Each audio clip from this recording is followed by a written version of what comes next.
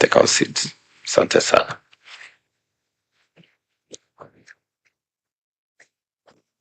Your Excellency, the Vice President, Deputy President of the Republic of Kenya, Professor Kithure Kindiki, the leadership of the National Police Service Commission, distinguished ladies and gentlemen, it's my great honor and pleasure to receive the end-term report of the Second National Police Service Commission, marking the culmination of 6 years of dedicated service in advancing the professionalism, accountability, and efficiency of the National Police Service.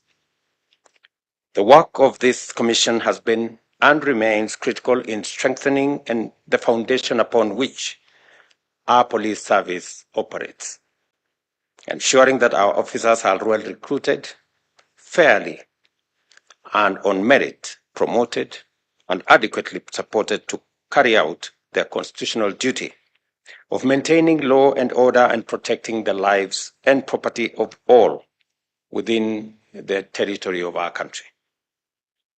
As you conclude your term report, your term today, I commend your contribution, Chairman, and your team to the police reform agenda and the human resource management of our law enforcement officers.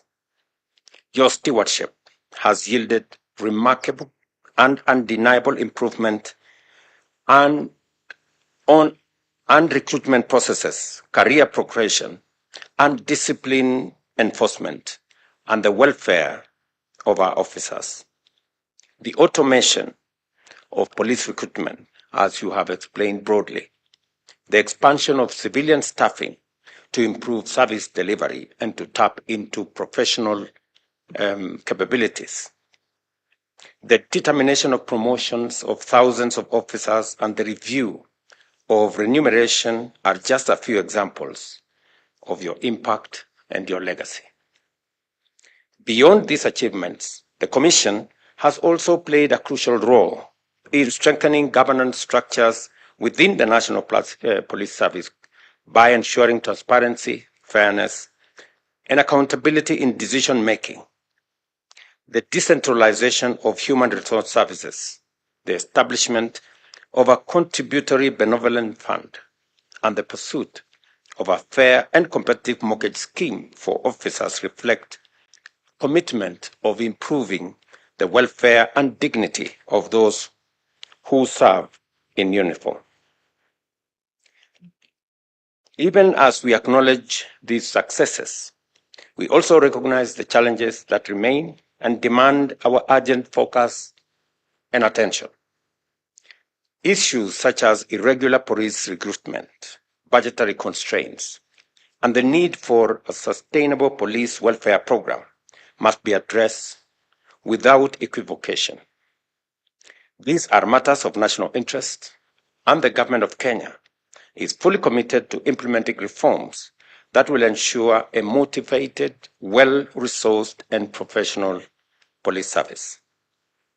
The recommendations outlined in this report will be taken seriously, and I'm happy that you have presented copies to both the Deputy President and the CS Interior as the people who will take the front line, and they will integrate them into our broader security sector reforms, ensuring that our officers continue to serve with integrity, professionalism, and dedication.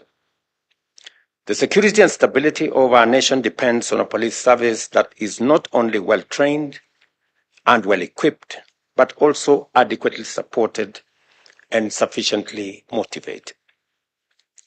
To you, the outgoing members of the National Service Commission, of the National Police Service Commission, I extend my very sincere gratitude for your service to this nation.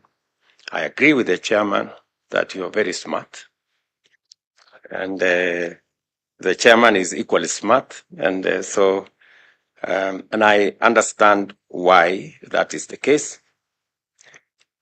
Your work is a legacy that will shape the future of policing in Kenya for years to come. As we move forward, let us reaffirm our collective commitment to a national police service that upholds the highest standard of accountability, professionalism, and fairness. Let us build upon gains made and continue striving for a police service that truly serves the people of Kenya with honor and dedication. Allow me to just say a few things that are of significance and importance. The chairman here has taken a reflection on the events that took place in Bomas. Indeed, there was an attempt at some point to remove the National Police Service Commission, which would actually have taken us back to the old days when promotions and matters police service were handled by agencies that did not have sufficient constitutional protection to be able to undertake those responsibilities. I am very proud that we managed to avoid derogation of what the Constitution had already provided for, and what the National Police Service Commission has achieved, in fact, validates the very reason that the Constitution was right in setting up the National Police Service Commission. I did undertake on my first day in office, among many things, to reinstate the operational and financial independence of the National Police Service, because it is not just important, it is necessary, but in my consideration, it was what was going to make the difference between running a professional police service and one that is influenced by other considerations. I am very happy that today the IG here and his team run the budget of the National Police Service Commission, determine what priorities they want, and work with the rest of government in making sure that the police service is well taken care of.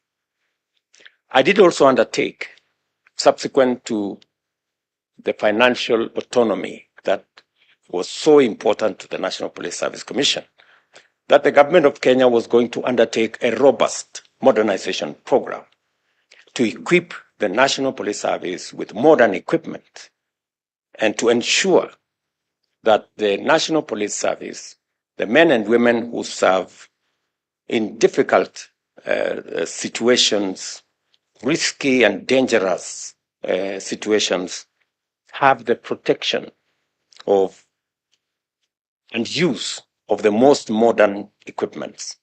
I'm very happy that the progress, there is tremendous demonstrable progress in the modernization program. And my commitment is that we are going to accelerate that modernization program so that we can make sure that every police officer that puts their life on the line has the protection, has the necessary equipment, and has the backing of the government of Kenya. I also want to say that in that whole program of modernization,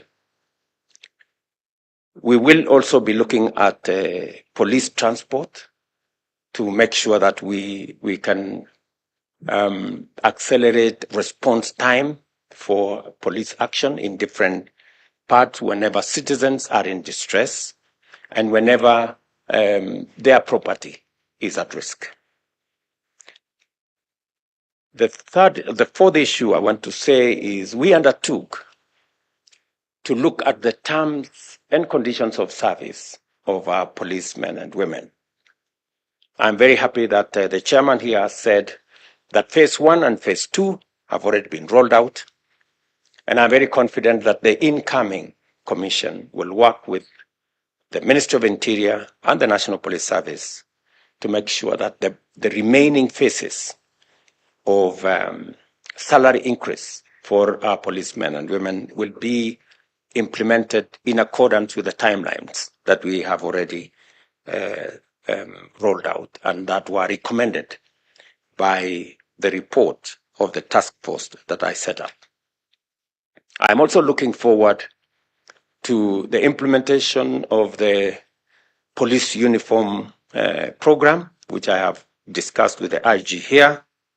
And I'm confident that going into the future, we will make the necessary budgetary provision so that all our men and women in uniform, especially our police, are kitted properly. Let me also say that even as we designed our universal health coverage program, we are making sure that our police men and women and the security sector in general become beneficiaries in two ways. Number one is to improve access. In the past, the medical cover that was available was limited to only certain facilities.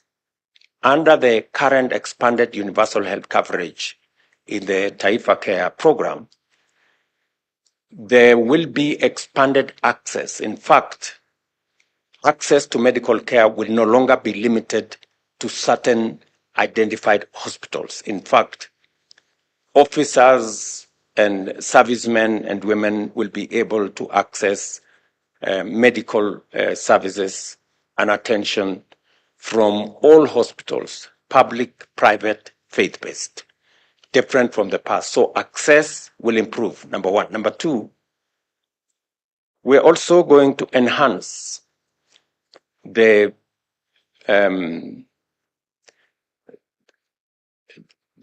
service, to broaden access of different medical services. We are standardizing the whole medical scheme to make sure that while today the police service enjoy a lower facility than other public servants, under the new universal health care program, all officers on job groups that are equivalent will get the same medical facilities made available to them under the new program. And finally, as part of our housing program, we have rolled out a program on ensuring that we have institutional houses that will be funded by our housing levy resources. We have many police stations that have now been built. We are rolling out the buildings for housing for our officers across the country, and not just the police, but also the military, the prisons, and others. And under the housing program, we will be able to afford decent housing facilities for all our security men and women. So as we do it for the rest of the country, we are not leaving behind our security men and women. I am very confident that going into the future, we will have a much more professional, a much more dedicated and a well-resourced police service as we make their terms and conditions of service better. It is, of course, the expectation of the people of Kenya that as we extend resources in salary, in improving housing, in improving medical care, that the people of Kenya will equally be entitled to professional service that is fair, that is world-class, and I am looking forward to the leadership of the IG and your team to make sure that the people of Kenya get what they expect of our policemen and women. To Kinuthia and your team, congratulations on the service you have extended to the people of Kenya. On behalf of our policemen and women, on behalf of the people and government of Kenya, I want to say asanteni sana for a job very well done. We look forward to working with you in your next calling, in your next assignments. I know you have said that you don't mind getting new assignments. I have too many young people to look after before you.